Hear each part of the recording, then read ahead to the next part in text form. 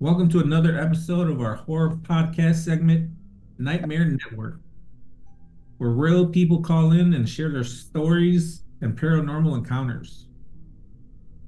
On today's episode, we have Hanna and Elyse, who will be sharing some haunting experiences. Thank you for joining us today, Hanna. How are you today? I'm doing great. Thank you so much for having me on your show.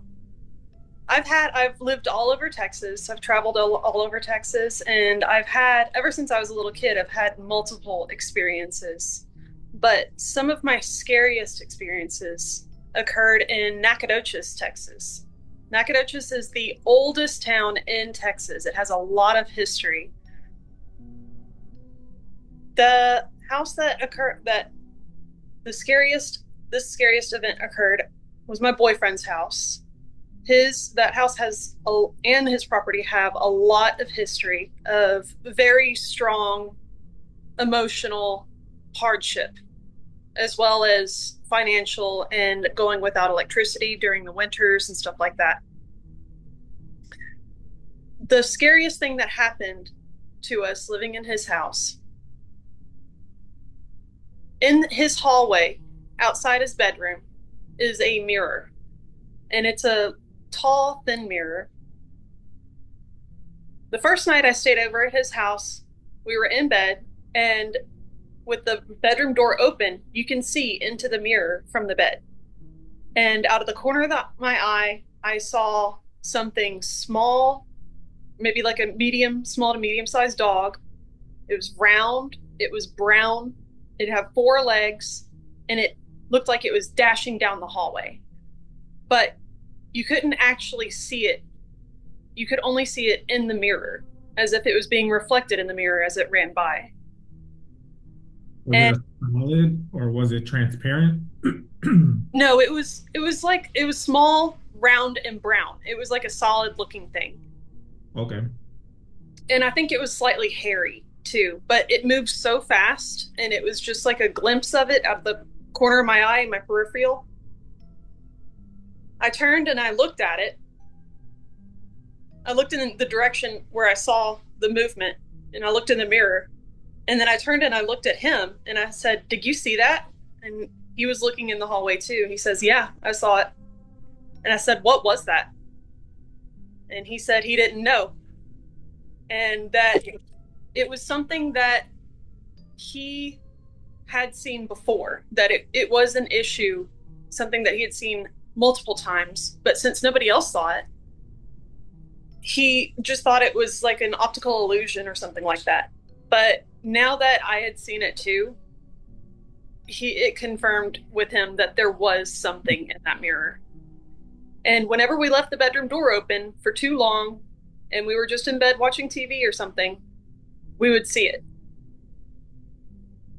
And when you saw that dog, how did that make you feel? Like, did you feel like I'm seeing things, or was it more of a It was like, like, what was that? I didn't really get the feeling of like that I was in danger or anything like that. Just kind of concerned about the unknown. right? And in regards to the mirror, did that mirror have any type of history? Was it, passed down through the family or bought like at an antique store? Or was it just a regular mirror bought at a store? No idea. It had no special frame or anything like that. It was just, a rectangle glass mirror, that was pretty tall. And I don't know how long it had been in there in that house, but when we moved, we didn't take it with us. Yeah, that's good. But yeah, I think that's a good thing because they do say that spirits or entities, they can get trapped in mirrors. And if that was the case, if that was something trapped inside that mirror, if you took that with you, you would definitely be taking that along. And I know Tom has had an experience with that. If Uh, it was an entity in the mirror. however it got in there, there's also a way to get it out. And exposing yourselves to that, to accidentally letting it out and not knowing what can happen after, that's a concerning thing. So I think that's a really good thing you did, getting rid of that mirror. Yeah, it belonged in that house. And I think that mirror had also seen a lot of the things that had happened in that house too. Aside from the creature in the mirror, um, I in that house, when I was living in that house, I never felt like alone. When my boyfriend would leave me alone in the house to go do some quick errands or anything like that, it's like there was always somebody else there. And that I had like this feeling that I was despised. Like who was there, whoever else was there, they did not like me and they did not want me there. And there was also a lot of odd, loud, cracking, creaking noises that didn't occur while we were together, but would occur when I was alone there. Another strange occurrence that happened once was I was taking a nap or getting ready to take a nap, scrolling through my phone. I was in the bedroom, laying in bed, and I hear women laughing outside the bedroom window. And I was like, okay, what was that? So I put my phone down and I turned it off, just in case that noise was coming from my phone. And I heard it again. Just maybe two or three women laughing together. And it was like they were just outside the bedroom window. We never figured out who made that sound. There was definitely nobody outside. Yeah, and when that happened, was it during the day or at night? Yes, it was during the day. So if there was somebody around there, and even if they ran away, you would have been able to see them. Yes, even on the cameras outside. Okay. And what was your boyfriend's reaction to that when you told him? Well, I didn't move at first. I was listening to see if they would laugh again after I heard them the second time. And then I called out to him. I'm like, hey, come here. And he came in and I said, listen. And so we stood there quietly together for a while, about a minute or two, and I didn't hear him again. His reaction was he believed me. Absolutely. There was no doubt in his mind that what I heard was not actually there, because he's had very many paranormal experiences in that household himself that I'll tell you all more about later. Yeah, of course. Well, hearing disembodied voices, it's to me, it's pretty creepy. I mean, it happens all the time, even up to this day to me. But when it happens to you the first time, it's kind of a feeling of disbelief, like what just happened. Are my ears dirty or something? Mm-hmm. Like what's going on here? But yeah, I mean, for you not to really freak out and maintain composure, I mean that's a good thing. It shows that you're not afraid. And when it comes to this type of stuff, you always know fear feeds whatever is lurking. And even to this day, if something happens, don't give in to the fear. Plus, they seem to be in a good mood. Yeah. Maybe they wanted you to join the chit chat.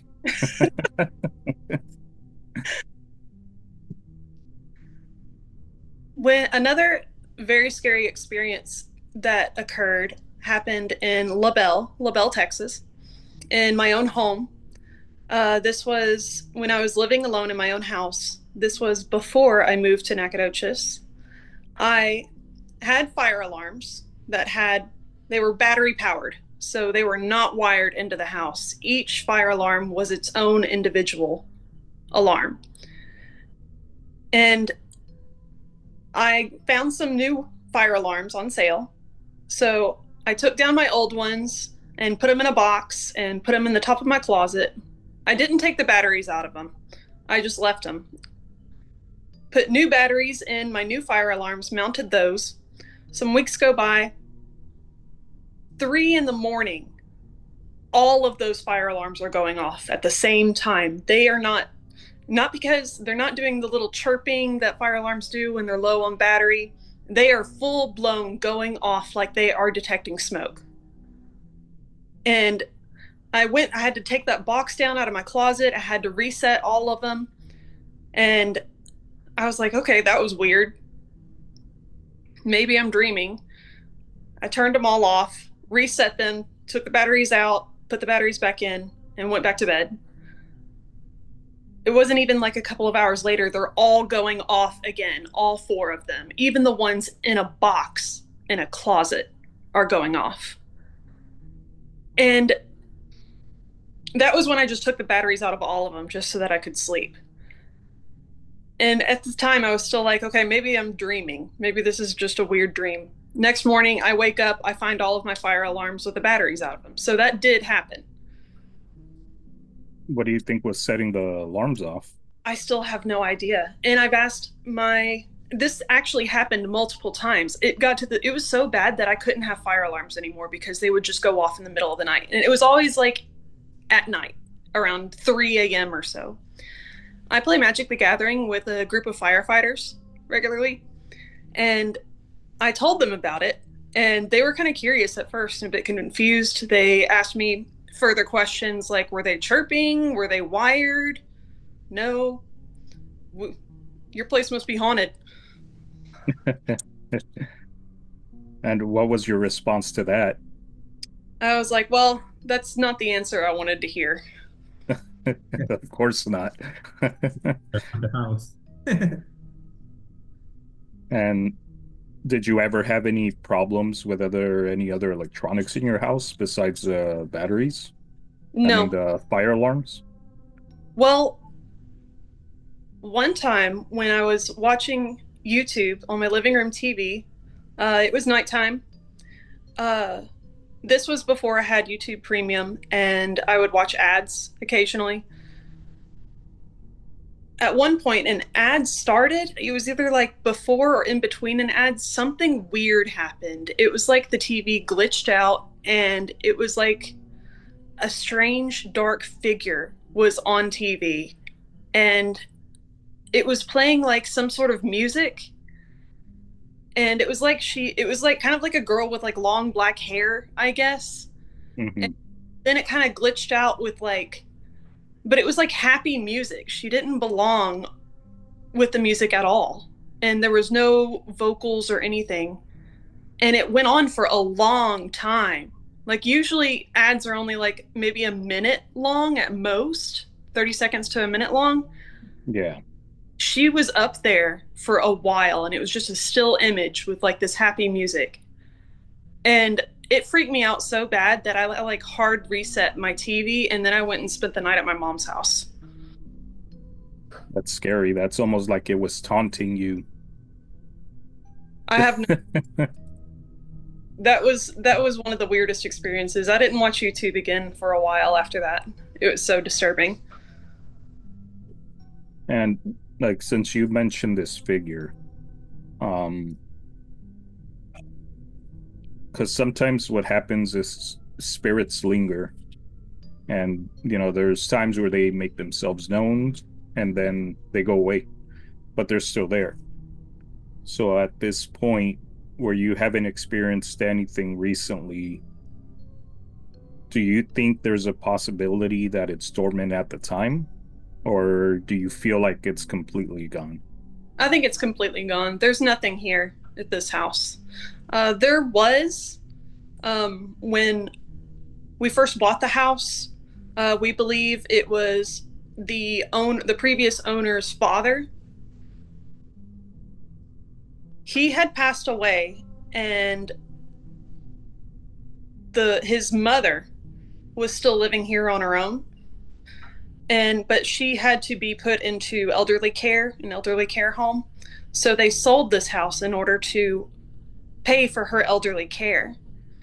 Well, when we first moved, when after we bought the house and we started doing renovations, there was something here. There was some creepy occurrences. One of the contractors won't go in the attic ever again. He said there were too many spooky noises up there. And then my mom simply addressed the presence, like she knew who it was. She said, "Your wife isn't here anymore. She's in elderly care. She's at this address now. The business name is this, and this is where it is." And after that, it was like there was nothing here after that. I think he left here and he went to the elderly care facility where she was in order to watch over her. Well, that's a good sign. If it was anything else, anything malevolent, it definitely would have not just gone away. It would have had a very negative reaction, and you know what happens when these spirits get that reaction. So, well, it's a good thing you're not experiencing, anything now.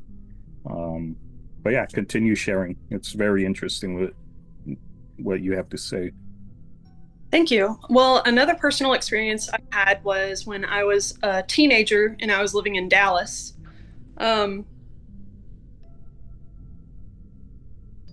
just as I would be falling asleep, like just as I closed my eyes and I was just about to start dreaming, it sounded like somebody was saying, "Hey," or "Wake up," just as I was starting to fall asleep, like to deliberately wake me up, and I would startle awake and not be able to go back to sleep.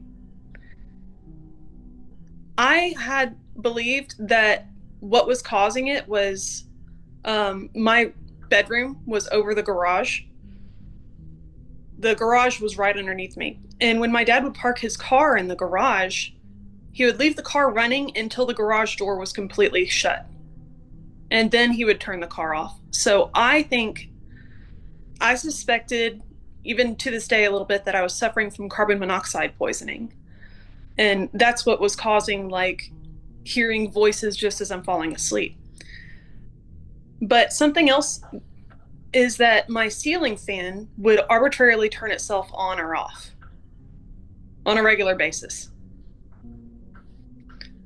And you mentioned carbon monoxide poisoning from the car. Mm-hmm. Um, but during this time when this was happening and the car was being left on, was there any sign of smell from the emissions from the car inside your room? No, not that I noticed. Um, so, and with the ceiling fan, did it have a remote? Was it something that you could have possibly, sat on or accidentally stepped on or something where it could have turned the fan on? Yes, but the remote was always on my bed and I'd be sitting on my desk. And So there was in order to get it to work, you would have to point the remote directly at the ceiling fan. okay, so there was no way that it was caused by an accident. This was just at random. That's right. And being a teenager, what was your reaction to that? Like the ceiling fan and hearing the voices? I couldn't sleep at home. I had to sleep at school and my grades suffered. Oh, that's not good. Yeah, Um, really stressed out kid. and what was your parents' reaction to all of this? Were they just typical parents, oh, you're just tired or just go to sleep type of deal? Um, at the time, my parents were too busy fighting amongst each other. It was like, and my mom and my sister had left. So it was just me and my dad. And my dad was living his own life, doing his own thing. I wasn't really a priority. Well, sorry to hear that. Um, but yeah, And it's difficult living that type of life and having those type of experiences. I can definitely relate to that one.